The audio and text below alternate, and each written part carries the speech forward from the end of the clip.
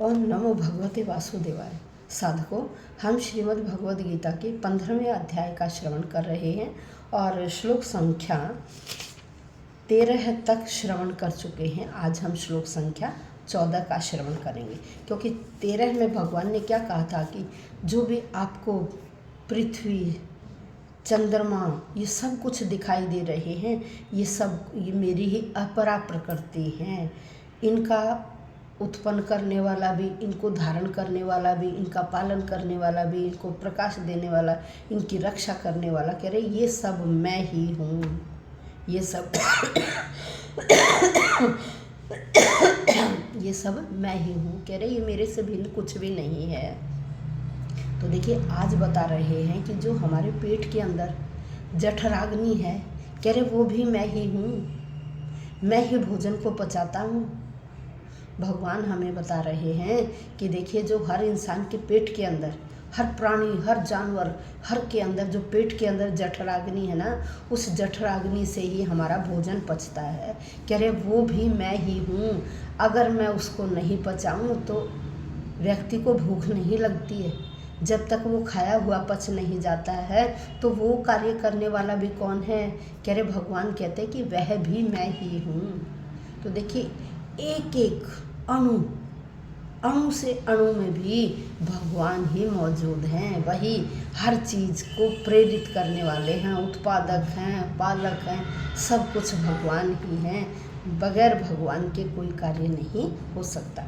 तो यहाँ देखिए क्या है, अहम वैश्वानरो भूत्वा प्राणिनां देहम आश्रितः प्राण अपान समायुक्तः पचाम्य अन्नम चतुर्विधम। कह रहे मैं अन्न को 4 प्रकार से पचाता हूँ आपके शरीर में। जो 4 प्रकार का अन्न है ना, देखिए 4 प्रकार का अन्न क्या है। एक अन्न तो ऐसा जिसे हम निगलते उसको बोलते हैं पेय पदार्थ। फिर कुछ चबाए जाते हैं, जो चबाकर हम खाते हैं उन्हें बोलते हैं भोज्य। उन्हें क्या कहते हैं? भोज्य। और कुछ ऐसे जो चाटे जाते हैं, तो उन्हें कहा जाता है लेह्य पदार्थ। और कुछ ऐसे जो चूसे जाते हैं तो उन्हें बोलते हैं चोष्य। तो भगवान करे ये जो 4 प्रकार का अन्न है ना, इनको पचाने वाला मैं ही हूँ। जो आपके पेट के अंदर, जो आमाशय के अंदर जो अग्नि है, वह अग्नि मैं ही हूँ। भगवान कहते हैं कि प्राणियों के शरीर में रहने वाला मैं, प्राण अपान से युक्त जो जठराग्नि है, जठराग्नि बनकर मैं 4 प्रकार के अन्न को पचाता हूँ। यहाँ देखिए, पृथ्वी में प्रविष्ट होकर भगवान क्या करते हैं? प्राणियों को धारण करते। फिर चंद्रमा होकर वनस्पतियों का पोषण करते। फिर उनको खाने वाले प्राणियों के भीतर जठराग्नि बनकर खाए हुए अन्न को पचाने का कार्य करे। ये संपूर्ण कार्य भगवान की ही शक्ति से होते हैं, मेरी ही शक्ति से होते हैं। परंतु मनुष्य उन कार्यों को क्या सोचता कि मैं अपने आप कर रहा। हम क्या सोचते हैं कि ये जितने भी कार्य हैं, ये कार्य हम ही कर रहे हैं। ये हम व्यर्थ में अभिमान कर लेते हैं। हम इस अभिमान में घूमते हैं कि इन सब कामों को मैं ही कर रहा हूँ। जैसे बैलगाड़ी के नीचे जो छाया में चलने वाला कुत्ता है ना, वो क्या समझता है? वो समझता कि बैलगाड़ी को मैं ही लेके जा रहा हूँ।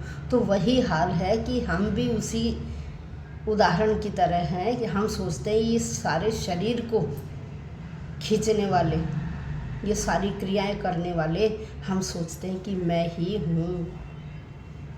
तो अब देखिए भगवान क्या कह रहे हैं। वो कहते हैं अगर पेट के अंदर अग्नि नहीं रहती तो हमें भूख भी नहीं लगती। कई बार क्या होता है, व्यक्ति बीमार हो जाता है, जब ये अग्नि ठीक तरह से नहीं काम करती तो क्या होता है, हमें भूख नहीं लगती। और कभी कभी ये अग्नि मंद पड़ जाती है। जब मंद पड़ जाती है तो हमें क्या है, इलाज की ज़रूरत होती है। अगर यह जठराग्नि सही रूप से कार्य करती रहे तो हमारा शरीर स्वस्थ रहता है। जब यह जठराग्नि कभी कभी शरीर में मंद हो जाती है तो तब क्या है, उस समय हमें इलाज की ज़रूरत पड़ती है। तो भगवान कह रहे हैं जो भी है, यह अग्नि भगवान का ही क्या है, प्रतिनिधि स्वरूप है।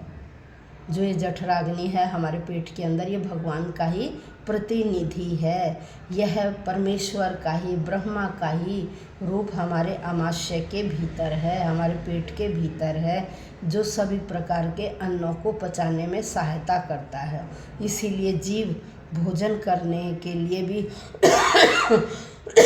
भोजन करने के मामले में भी हम स्वतंत्र नहीं है। जब तक हमें अंदर से इच्छा, प्रेरणा नहीं मिलती है, तब तक हम भोजन के लिए भी तैयार नहीं होते हैं।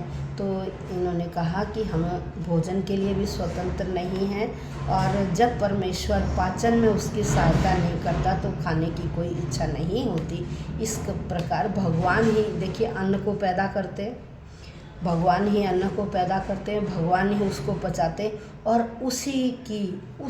उन्हीं की कृपा से हम अपने जीवन में आनंद उठाते हैं। जब हम भोजन का रसा स्वाद करते हैं तो क्या होता है, शरीर प्रसन्न रहता है, उस रस का आनंद उठाते हैं। तो क्या है, भगवान शब्द के भीतर, शरीर के भीतर, भगवान शब्द के भीतर, शरीर के भीतर, वायु के भीतर, यहाँ तक कि पाचन शक्ति के रूप में भी जो आमाशय हमारे पेट में उपस्थित रहता है, वह क्या है, वह भगवान की ही लीला है, भगवान का ही अंश, भगवान की ही अग्नि है। इस प्रकार अन्य 4 प्रकार का होता है, जो अभी मैंने आपको बताया कि कुछ निगला जाता है, कुछ चबाते हैं, कुछ को हम चाटते हैं और कुछ को हम चूसते हैं। ये जो 4 प्रकार का अन्न है ना, इसे भगवान ही पचाते हैं, और सभी प्रकार के अन्नों की जो पाचक शक्ति है वो कौन प्रदान करता है, भगवान ही।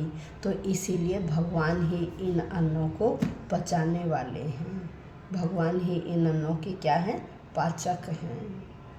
तो यहाँ बताया कि भगवान ही उत्पन्न करते हैं और वही पचाते हैं।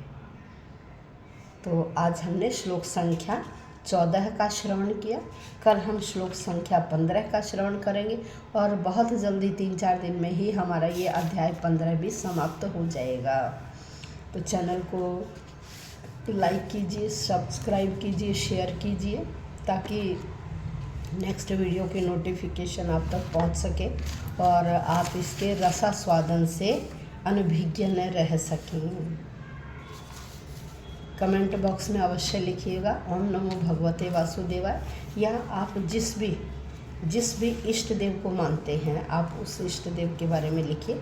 ओम इंद्राय नमः, ओम अग्नये नमः, जिस भी देवता को आप मानते हैं उस देवता में चतुर्थी विभक्ति का प्रयोग लगाकर और अंत में नमः लिखिए। धन्यवाद।